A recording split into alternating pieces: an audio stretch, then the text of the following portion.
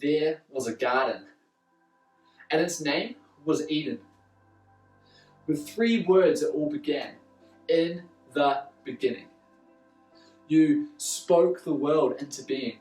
Your spirit breathed life on all things. You said, "It is good." And it was.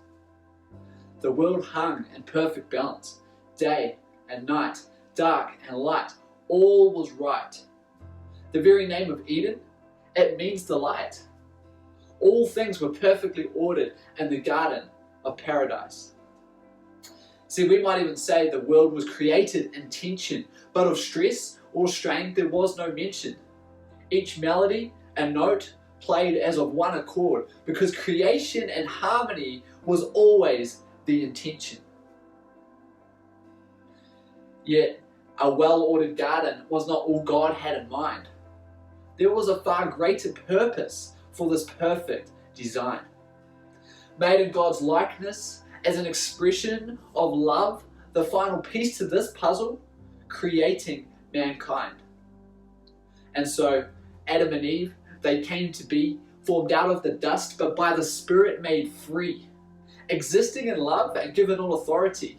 Yes, God entrusted mankind to reign supreme, with freedom to command over all they could see. The garden was theirs, apart from their one little tree. The tree of the knowledge of good and evil, having the option to do wrong, that's what gave them free will. If only they had obeyed, if only they had stayed away. Why, oh why, would you disobey? But the perfect order was broken, man now cursed and sinful. How could God be known as love and let this happen still? There was a garden. Its name was Gethsemane, a place of great betrayal, but this time it was meant to be. Jesus had to die, be crucified. His blood would set us free. You've got to understand, this was in God's plan to redeem all of humanity. That original sin from Eve and Adam meant Jesus, God's Son, came down from heaven. See, it was God's will to reverse the fall, to remove our guilt, to save our souls. It was His sole purpose for being on earth with us. But it didn't make it any easier to drink from this cup. Jesus entered the garden, weighed down by thick tears, pleading with His Father, laying out His deepest, darkest fears. In this moment, He was so weak, He was lonely. His best friends fell asleep in His hour of need. Surely there's another way. Maybe we could do this on another day, another play. Lord, can't you do something, anything to take this cup away? But Jesus, see, He was the only way. As in, there was only plan A.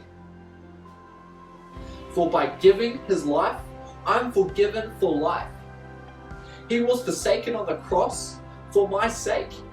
That's what it costs. And so, as it is written, God's will be done. Jesus was betrayed and taken from the place of rejection. But there is a garden. Its name is paradise. Where else would one go to find fullness of life?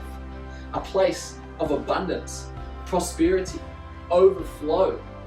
No more pain, no tears, no sorrow, and death is no more. To me, it sounds like heaven. I was guilty. I deserved the prison of sin, for the price is death. Someone had to die to pay with their life. But by your grace on that cross, my sentence has been lifted. I am justified, I'm sanctified, and now I will glorify. Jesus paid for your grave with His life, so be saved. Hope is rising, for He is risen. Will you awaken in this moment and accept the grace you're being given? Because there is a garden, and its name is redemption.